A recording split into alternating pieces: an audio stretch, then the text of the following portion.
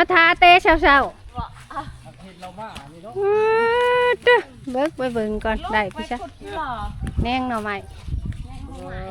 เด้อ มาแล้วพี่น้องมาทาเตะเช้าๆนี่ เพื่อเห็นมันง่าย ไปเลาะหาอยู่ป่าก็บ่เห็น บ่ได้บ้าอัปเดตแต่หึงเลยแต่เท่ากันได้แต่พุ่นแล้วแต่ต้น เอ เดิน ได้เฮ็ดกับหอยนี่ ส เฮ็ด บายดี ไข่ นู่น เอามาเฮ็ดอิหยังน้ำอันนี้ มาแต่หาเฮ็ดบ่ขอไปขุดหาจิโร่ว่ะ ลูกไป ลูกไปขุดจิโร่น่ะ ไปกับลูกป่า โอ้เอาลูกไปนำหมดซองนี่เนาะผู้ใดเข้าเฮ็ดใช่ว่าเข้าเฮ็ดน่ะ 2 คนแค่ หาเก็บหอยเฮ็ดโคกอ้อเลยเนาะเฮ็ดไข่นี่เนาะ ใช่ เอามาจีบหอยบ่น้ำอันนี้ค่ะบ่ พี่อายบอกว่าคนนำห้า เอามาจิ้มหอยบ่นี่ล่ะ อีนางเอาคือว่า ระวังมันปักตีน เนาะ ยังไม่ได้เมียนนี่ช่างไปแต่ กะ สาวย ากะยา เสียวเครื่องมาเฮ้อ โดย นี่พี่น้องทั้งนครหลวงเวียงจันทน์พุ่นเอาเครื่องมาให้ค่าเครื่องมากกันหลายมื้อตอนแรกแต่ว่าเอาค่าเกี่ยว อันนี้เลยเฮือนซาดแล้วอะไรมาบางสิบก่อนหันได้ผ้าบัดสีเขียววันนี้ได้สีดำ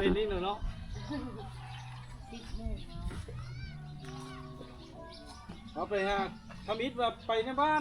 ไปตามหาในบ้านเขาน่ะมาทำอิฐนะ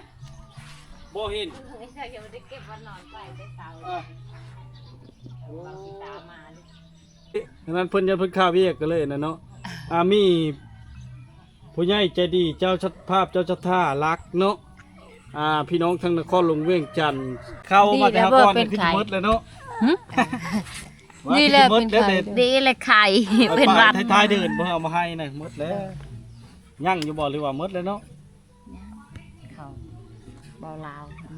มาให้ เบาเล่าเอามาให้แน่ โดย ชื่อเฮาได้อยู่บ่ ได้ เอามาแต่ฝนตกมาเลยน่ะ เมื่อวานนี่ก็ฝนตกหุงพอดีไปเราไปวิทย์หน่อยหนึงคอยก็ไป ทางนี้ได้แจงทางที่นี่บ่แจงก็ได้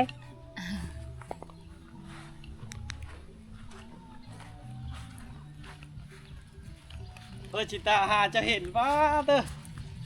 เลาะมดแถวบ้าโคกระทามหาพุ่นวันนี้ก็บ่เห็นมาหดมาถึงแล้วเครื่องนี่8 กิโลอะไรบ่ได้ร้อยเลยเครื่องน่ะแต่เฮากะบ่ได้กวดเบิ่งว่ามันมีหยังแน่นี่มาตั้งนำกันเนี่ยมันพ่นอยู่เด้อ บ่เอาคนละมุมเลยบ่เป็นหยังดอก แง่นพ่นกองเห็นบ่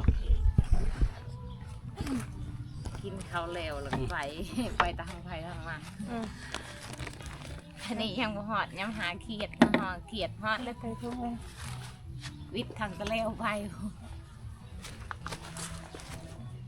เผากันเด้อ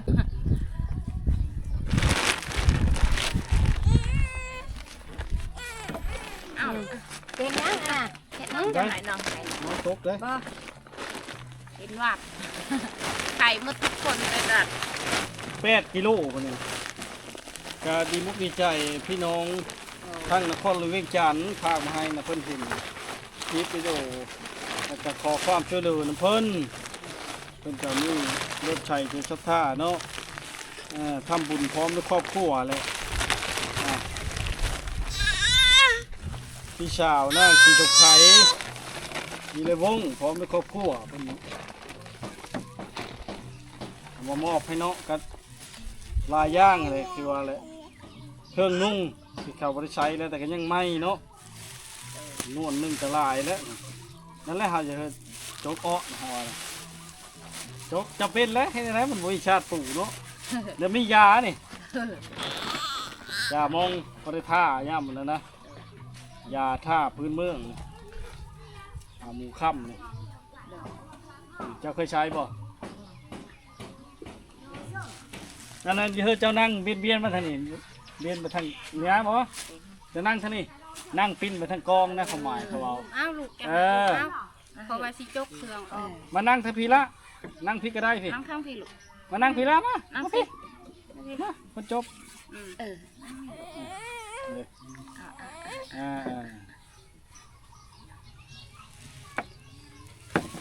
เครื่องเลยพอดีเจ้าหรือบ่แล้วเครื่องกันเนาะลายย่างได้เครื่องได้ชงวันนี้นะชงไง งามขนาด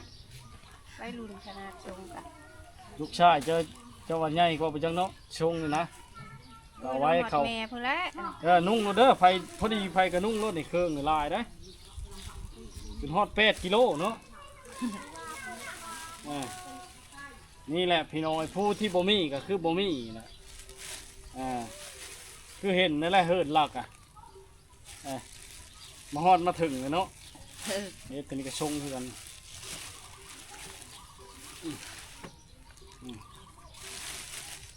นี่ยพี่น้องเลยหลายอย่างได้เครื่องก็ได้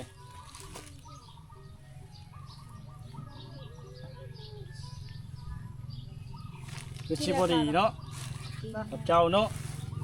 ว่าชิบดีกับเจ้านี่เนาะเรียกว่าลูกชายเจ้านี่พอดีนี่เนาะลูกชายเจ้าไปใช่ไหมนี่นะ ไปขุดจิหล่อ ไปพุทธกิโลผู้ได้จะไปของเห็นนะ มื้อนี้เราบ่ได้ไปผักอายพาไปขุดจิหล่อ พุทธกิโลมาขายพอได้เงินนั่นบ่ โอ้ย นี่นะเพิ่งและเชื่อมันมีจากโต ซื้ นะ อมาพริกนัว นี่ทงนี่กะในทงผมได้เพิ่นเอามาเฮือน่ะนี่เนาะชาวพี่ชาวชีชมไข่มีโรงพร้อมด้วยครอบครัวเพิ่นชัดผ้าใหญ่เนาะลงทางนครหลวงเวียงจันทร์ถือว่ามอบเครื่องในภาคมาพร้อมมันพูนพิการนั่นพี่น้องอยู่บ้านนาตาห่อเนาะถือพาถือหัวเข้านั่นพี่น้องเนาะ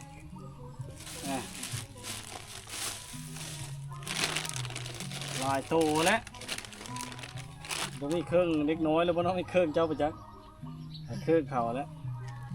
ก็มีตัวงามตัวนั่นแหละแต่ว่าก็บ่ฮู้ว่ามักสีหยังเนาะนี่เจ้าก็นุ่งได้นี่ลูกชายเจ้าก็นุ่งได้นี่ก็ลายได้เครื่องนะเฮาก็บ่ได้โกดเบิ่งเลยเนาะเพราะว่ามันเห็นในบินนี่บินว่าแม่เลี้ยงเดียวลูก5นี่นี่ลูก5 คนนี่ขอบใจเด้อเพิ่นเขียนป้าไว้เฮ็ดอย่างดี ก็เลยเห็นป้ายนี่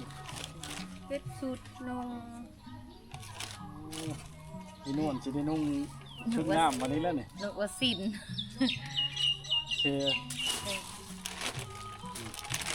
มีแต่เครื่องตัวดีๆทั้งนั้นเลยนี่พอดีลูกชายจะเบอร์15นี่โอ้งามข้างนี้เลยทุกคนเนาะแต่ละโตนี่อันนี้ขออนุญาตเจ้าเบิ้งเอกตัวนี้ ตอนนี้มันเป็นเครื่องชุดชั้นในเนาะพี่น้องบ่อันนี้ยกออกก็ได้ ชมเอาเลย เครื่องชุดชั้นในเป็น กันหนาวนี่พอดีแล้วชุดกันหนาว เดอร์แวร์ เจ้าคนน้อยบ่ใหญ่นี่ลูกชายเจ้าก็นุ่งได้นี่จักมีจักโตใช่เนาะนี่ยังเชื่อโอ้นี่เชื่อไปลุ้นทุกคนนุ่งได้นุ่งไปหาอยู่หากินได้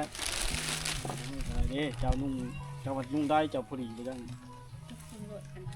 เนาะจกมังโลดเจ้าจกมังโลดนี่ยังได้นะเอ้ากะ จะอยู่กล้องเอาข้างหน้าแล้วก็โบเป็นยัง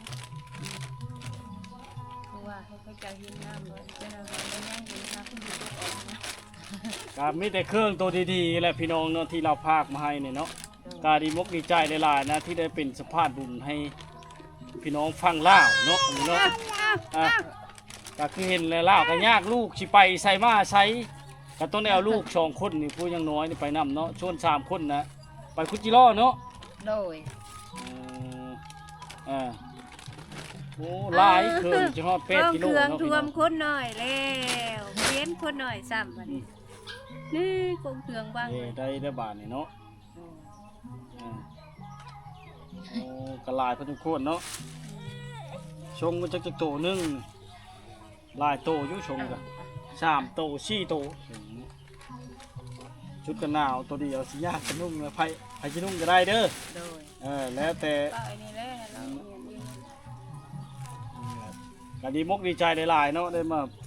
โดย ฮอดจอดถึงแล้วพี่น้องมาฮอดได้นวดเลยเด้อพี่น้องเด้อคือเห็นเลยเนาะเฮิดเราก็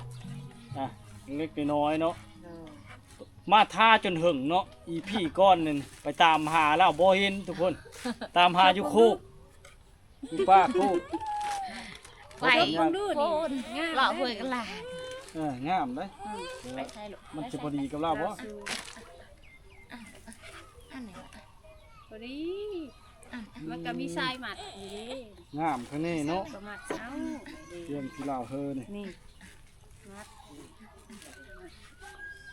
ดีใจบ่อยนวล ดีใจ นี่แหละชีนั่นเนาะเขาก็อึดๆยากๆลูกก็หลายคน สินเพกับบุมี นี่ฮ้อนมาเพิ่งเย็นเนาะคือว่าแล้วประวัติความเป็นมาก็ไปเบิ่งในอีพีทำพิษผู้แลมาเห็นราชวิทย์ผู้แลทุกคนเนาะมาเห็นโอ้ยเงินที่จ้างค่ารถก็มีทีมงานชุท้ายถ้ำนี่แหละมาแต่สารวันเนาะอันแต่ช่วงอันนี้ปบผัวมานะพี่น้องเนาะถือว่าแล้วได้ผัวที่เป็นคนบ่ดีทำนี้ก็ดีแล้วเนาะตอนมาค้าการบัดรูปใหญ่มากพันแนวไม้เนาะ โดย คือเห็นนี่แหละนี่แหละมาเห็นแล้วก็พี่น้องเลยลาไปยากลูกแล้วได้นะเนาะ มาตอนน่ะเตี้ยงกับบ่มีบัดนี้ได้เตี้ยงใหม่เว้าว่าเบานุ่งผ้าเราเอามาให้ว่าซั่น โดย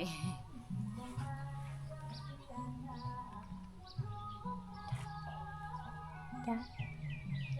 ไปเห็นสามเนาะกล้องเครื่องท่วมแล้ว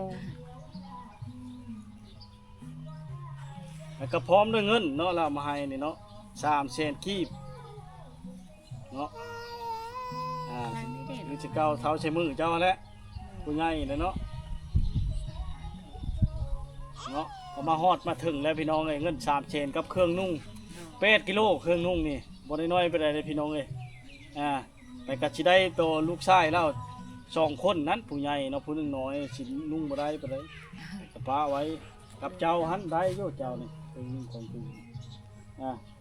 นี่คนนี้ได้แล้วนี่คือ ป้าจุมเพิ่นบ่อยู่เนาะพวกเพิ่นอยู่แต่แล้วจุมเพิ่นเหลือ น่าสิได้ที่เขาบ่อ ที่ ยู่ เราอยากแปลงโทร มา ศัพท์ แล้วให้เขาลองเบิ่งหั่นนะลองเบิ่งเครื่องมัน อยากแปลงโทรศัพท์ไป4-5 มื้อแล้วให้ได้เงิน4-5 ได้ แส โทร น ศัพท์1เครื่องบ่ เพิ่น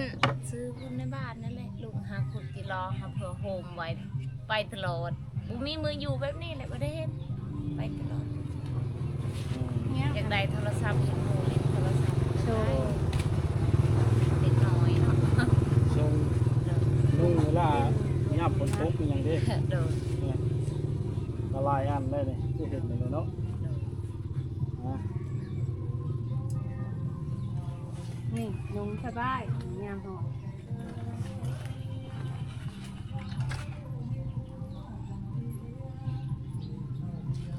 ยังเหยยังกินของน้องอยู่บ่น่ะคุณ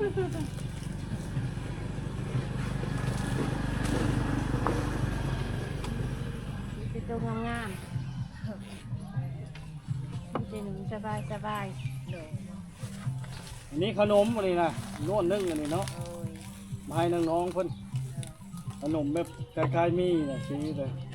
ซื้อมาอะไรก็บ่ได้เบิ่งคักอันนี้ เฮ้อเอาขมกใจเพิ่นแต่ลูกเนาะน้องเอามือน้อง อะไรเห็นป่ะ น้องมือติถูกเพิ่นถูกอัน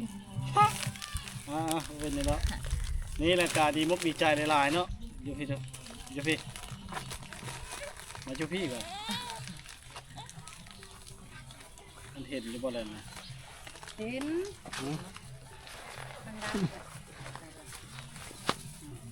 เพื่อชิมาตามหาว่ามันง่ายเพื่อชินเนาะ เออ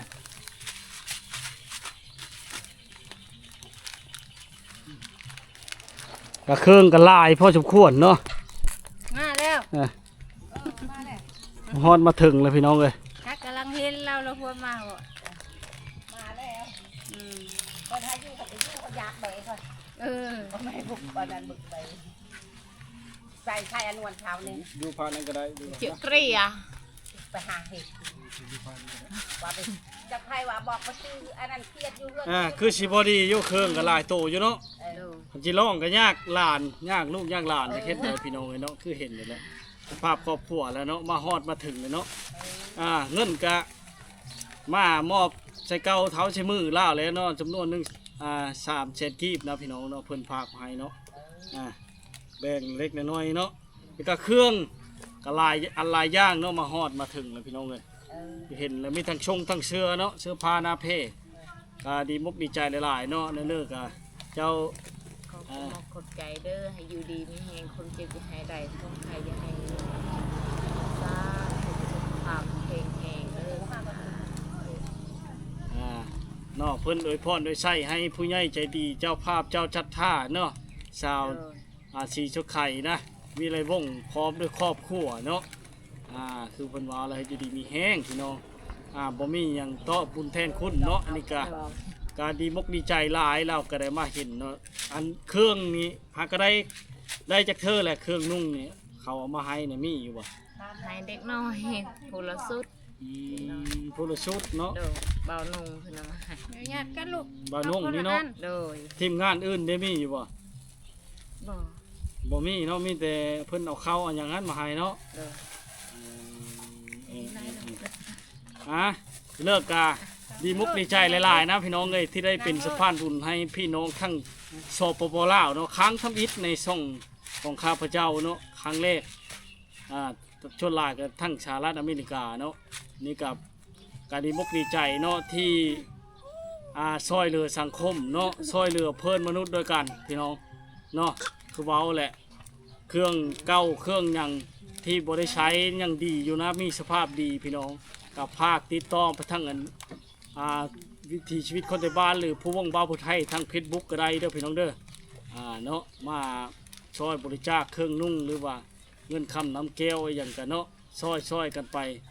แบ่งเบาภาระกันช่วยเหลือสังคมพี่น้องเลยเนาะเบ็ดสมมติเลย เขาสิขึ้นมาได้เขา มาอื่นครับผัดยังมาภายไปใช่ มื้อนี้เขาขึ้นว้าว อันนี้ก็ในน้ำสะพานบุญเนาะพี่น้องเลยให้ชาวสีชมไข่เนาะมีไรวงพี่น้องทั้งนครหลวงเวียงจันทน์นะสปปลาวเนาะกมาฮอดมาถึงแล้วในเรื่องขอไว้ใส่ให้พรเนาะเกเจ้าภาพเจ้าสถารักแล้วก็FCพี่น้องทุกคนเนาะขอให้มีสุขภาพที่แข็งแรงเด้อเห็นคลิปนี้ก็ช่วยกดไลค์กดแชร์ได้แต่ความสุขและความเจริญเนาะได้เฮกปังพี่น้องการเงินการงานก็ดีเนาะอยู่ก็ขอให้มีไส้ไปก็ขอให้มีโชคกินบ่บกยกบ่ลงปรารถนาสิ่งใดก็ขอให้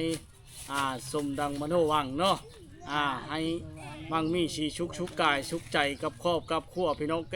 สาธุเด้อขอจงให้โชคใหญ่เข้าโชคใหญ่มหาศาลเนาะเจ้ามีกิจการงานก็อย่าต่ำลงให้สูงลิ้วให้เป็นคิวเป็นคันอย่ามีวันได้ต้อยต่ำเนาะเจ้ามีการมีงานทำก็ให้ได้ยศเลื่อนสันทวีขึ้นอยู่บ่อเศร้าโชคใหญ่เข้าขอจงมีแต่ความสู้อันตรายไพ่ทุกยาเบียดเบียนตนเจ้าขอให้เงินคำเข้าไหลมาโฮบขึ้นน้ำแกงให้ได้นั่งนับแต่แบงแรงเสานับปะไหวเนาะกินบกยกบ่ลงเด้ออย่าได้บกเป็นหาดอย่าได้คาดเขินว่างสัพพะกำลังกับสมบูรณ์วิกเก้าเนาะโอมูอามูมะมูลมาเงินคำแก้วอย่าได้คาดเขินทงให้ห้องใส่ดังคำในเบาเนาะขอให้เงินไหลเข้าเต็มกระเป๋าตึงโลกอย่ามีพี่อย่าผ่านม่านอย่าเห็นเว้นอย่าเกาะเคาะอย่าไกลให้แค่คาดห้างเหินพี่น้องเอ้ยแม้ท่านลุกย่างเงินแม้แต่เดินโด่งดังไปทางใดเนาะสวัสดีมีใช่ยามีไพ่มาขวางกันยุยืนยาวมันพันปียไรลามีแต่ชื่อเชียงซาลือกองเด้อคนย้อก้าวขานเด้อสาวพี่สาวชีชงไข่เนาะมีไรวงเด้อเจ้าภาพเจ้าจัตตาใหญ่อายุวันโนทุกขังพลังมันนื่นสาธุพี่น้องเลยกับ